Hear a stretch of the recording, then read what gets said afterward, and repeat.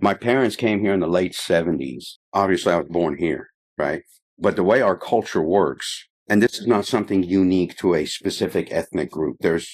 In the Middle East, you have like what you call like the general culture, and then you have tribal culture, which kind of becomes more enhanced, right? When I was a few months old, my grandpa, my mom's mother, got really ill. And in our culture, when an elder or like a mother or father, like a grandma or grandpa gets sick, it is required for either the eldest of the siblings or the richest of the siblings. Because sometimes you got elders, sometimes a family got like 9 kids. Right. And the first 3 they're poor. They just can't afford it.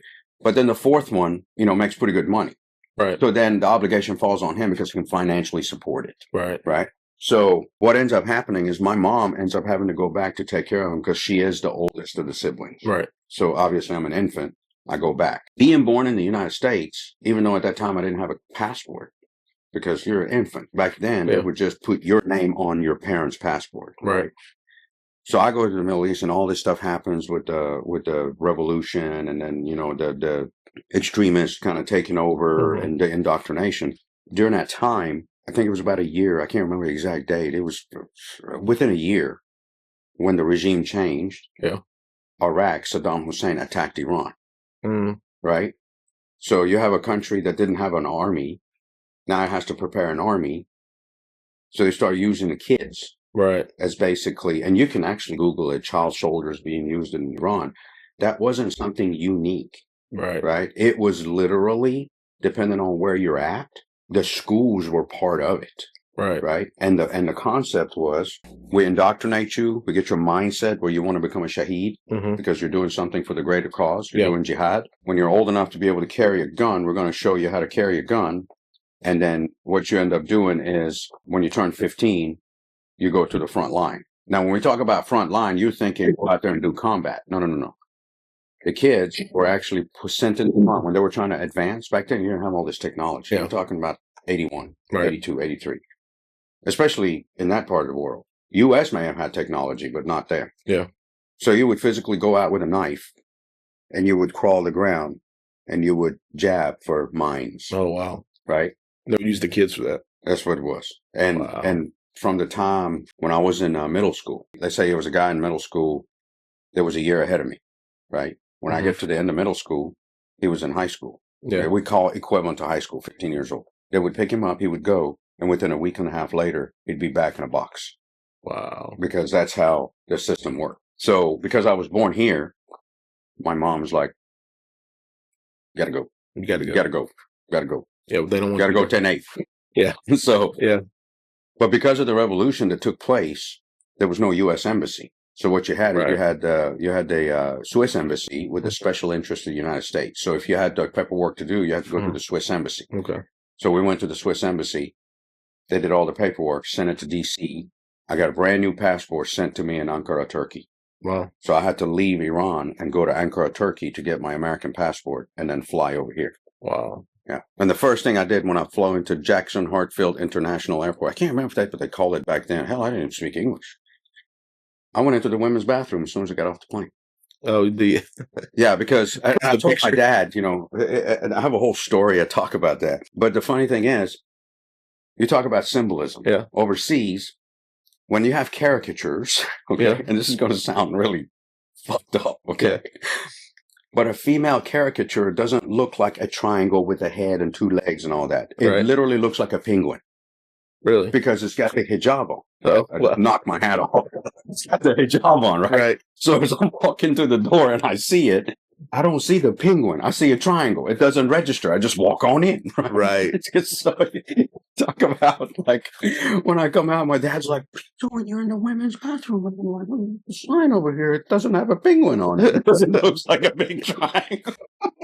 And it's to me, it's funny. To you, it's funny. Did the dudes over there where you had just come from, did they wear like the garb? Yeah, like no. So that's one thing a lot of people don't realize. There's the cultural garb, and depending on what ethnicity people are, they may not subscribe to those cultural garbs. I get you. Right? So the more ethnic people are, hmm especially from like Arab tribes, Right. they're always going to dress like that. If you look at like the king of Saudi Arabia or the prince of Saudi Arabia, the king of UAE, all the even their UN representatives, they're constantly wearing the garb. Yeah. Right. That is literally dress code. Right. It's no different than this being my normal garb. Right. Right.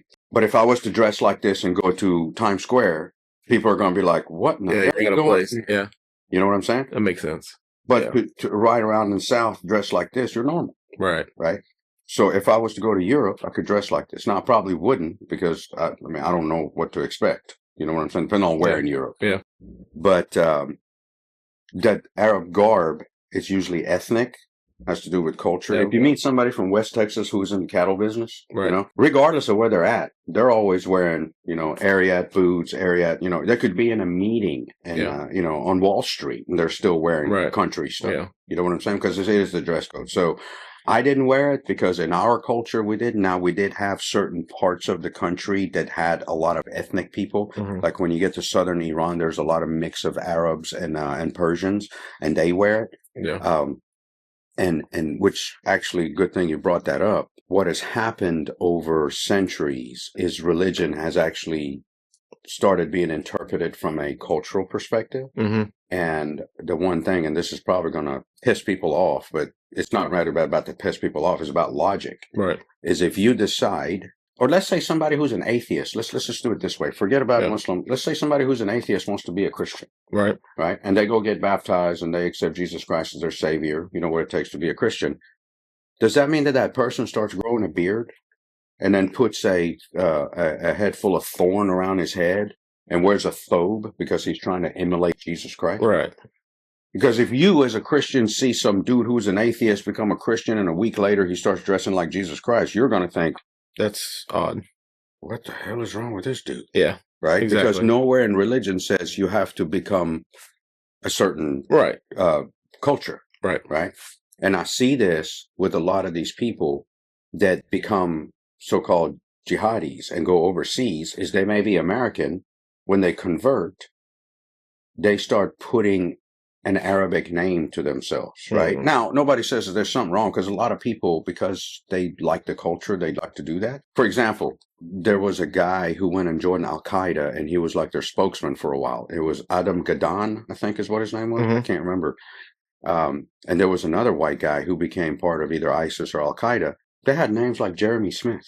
Right. But then they converted, went from wearing T-shirt and jeans and, you know, Converse sneakers to all of a sudden wearing the entire abaya, growing their hair out, all straggly beard, you know, long hair, you know, and start wearing a turban on their head or a kufi on their head. And I'm like, and then they changed their name to like Abdul Rahman El Amariki. And I'm like, did you become a Muslim or did you become an Arab? Which one? I'm just trying to figure this out because it's not about the faith has nothing to do with your external display. Right. It has to do with your moral standing. Right. Whichever faith it is, you know, at the end of the day, they're all teaching some sort of moral code. Right. When I see that, not that there's anything wrong with somebody, you know, is interested in another culture, right? And it resonates with them more because it makes them be a part of the community.